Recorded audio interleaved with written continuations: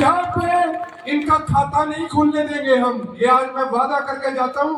मेरे को फिर से पकड़ लेना आके, साहब मेरा कॉलर पकड़ लेना। अगर बीजेपी का पंजाब में एक सीट भी आ गई, एक सीट भी आ गई, कॉलर पकड़ लेना। पर आज मैं आपसे लोगों से पूछना चाहता हूँ, क्या फकीर 10 लाख का सूट पहनता है? नहीं पहनता। ऐसे नहीं, दोनों हाथ उठा के मैं आपसे पूछना चाहता हूँ कि फकीर 10 लाख का सूट पहनता है? क्या फकीर 3 लाख रुपए किलो वाली मशरूम खाता है? क्या जो फकीर है उसको जाने के लिए 8,000 करोड़ का जहाज चाहिए?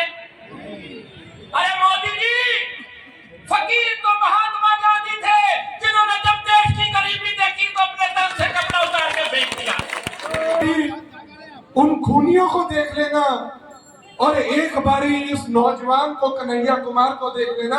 अगर इस नौजवान की आवाज दब गई तो हमारे जैसे लाखों नौजवानों की आवाज दब जाएगी। साहब जो साहब आपकी और हमारी हालत बिल्कुल सेम है, आपकी और हमारी हालत ऐसे सेम है साहब।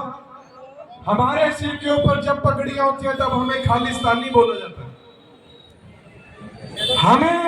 हम पंजाब में सबसे ज्यादा अगर शहीदियां प्राप्त, अगर डब्बों में बच्चे पैदा होके आते हैं ना, बंद होके आते हैं, तो हमारे पंजाब के सरहदों से आते हैं। फिर भी हमें बोला जाता है कि ये आतंकवादी है।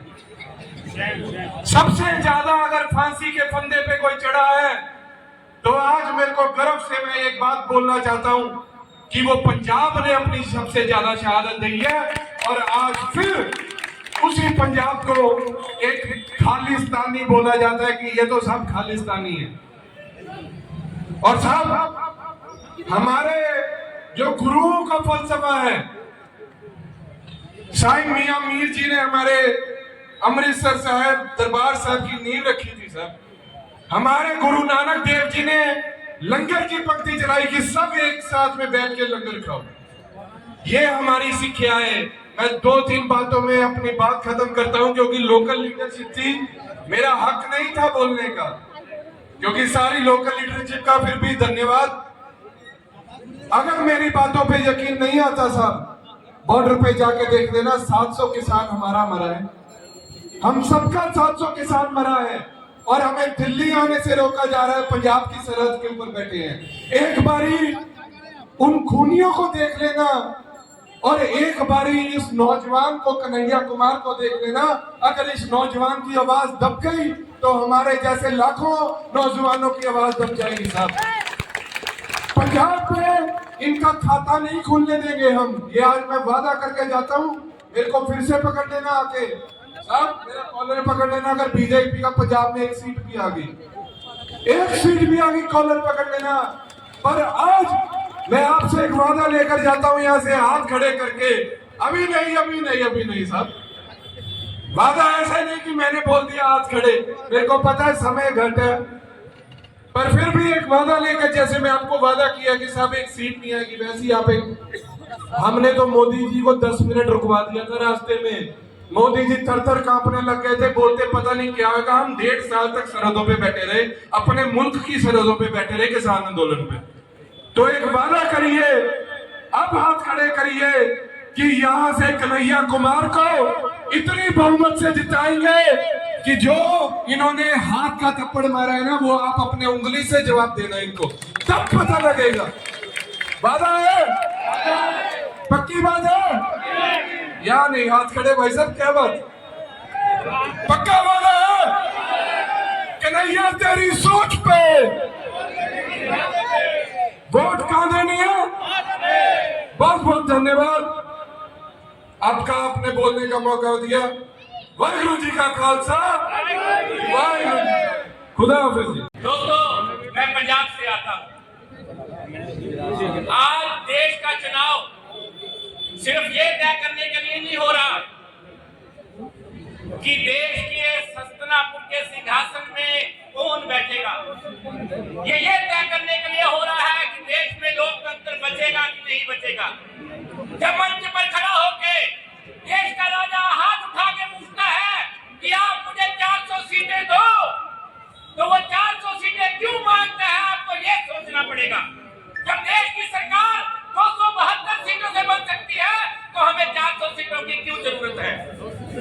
ये 400 सीटें इसलिए मांगी जा रही है कि सबसे पहले उनका काम देश के संविधान को खत्म करने का है। ये देश का संविधान जब खत्म होगा तो सबसे बड़ा हमला देश के दलितों पर होगा, क्योंकि बाबा साहब अम्बेडकर ने ये संविधान जिनको दिया था, आरक्षण का अधिकार जो दिया था, वो देश के दलितों का दे दिया जाएगा। मैं नमन करता हूं देश के मुसलमानों को कि आपने जितनी शांति से, जितनी मोहब्बत से, जितनी प्यार से इस जुल्म को सहा है, पर मैं याद कराना चाहता हूं देश के दलितों को कि जिस तरीके से इस समाज को दबा कुचला गया, अगला नंबर तुम्हारा है। अगर मोदी के खिलाफ ना खड़े हुए तो तुम्हारा संविधान तुम्हारे से छीन लिया जाएगा। ये कहते हैं, जब मोदी जी कहते हैं कि मैं तो फकीर आदमी हूँ, मैं आप लोगों से पूछना चाहता हूँ, आइए एक मिनट, मैं आप लोगों से पूछना चाहता हूँ, क्या फकीर 10 लाख का सूट पहनता है?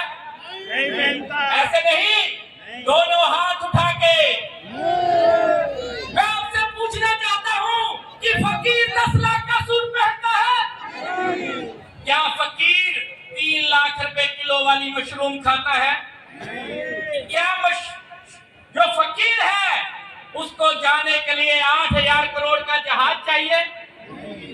अरे मोदी जी, फकीर तो महात्मा गांधी थे, जिन्होंने जब देश की गरीबी देखी तो अपने तन से कपड़ा उतार के फेंक दिया। आप कहते हो राहुल जी को कि राहुल जी, तेरे दादा परदादा ने क्या किया, नेहरू ने क्या किया? इस देश को आजादी देने का काम पंडित नेहरू ने किया है। इस देश के करोड़ों लोगों का पेट भरने का काम पंडित नेहरू की रहनुमाई में भाखड़ा जो बांध बना है पंजाब में, उसने किया है।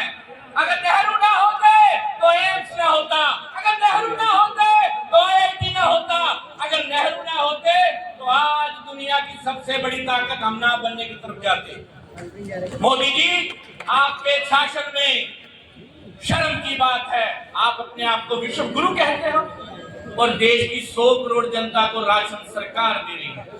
Shem Shem. इससे बड़ी शर्म की बात क्या होगी कि जब आप अपने आप को विश्व गुरु कह रहे हो और देश की 100 करोड़ जनता राशन सरकार से ले रही है। मैं आपसे अपील करता हूं, ये लड़ाई हिंदू मुसलमान की नहीं है। मेरे नाम पे, मेरे मरने पे भी राम नाम सत्य बोला जाएगा। मेरे मरने पे राम नाम सत्य बोला जाएगा।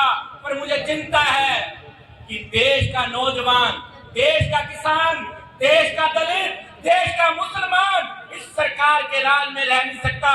जब देश का प्रधानमंत्री मणिपुर नहीं जा सकता, जब देश का प्रधानमंत्री उन किसानों से मिलने नहीं जा सकता, तो इससे शर्म की बात नहीं होगी।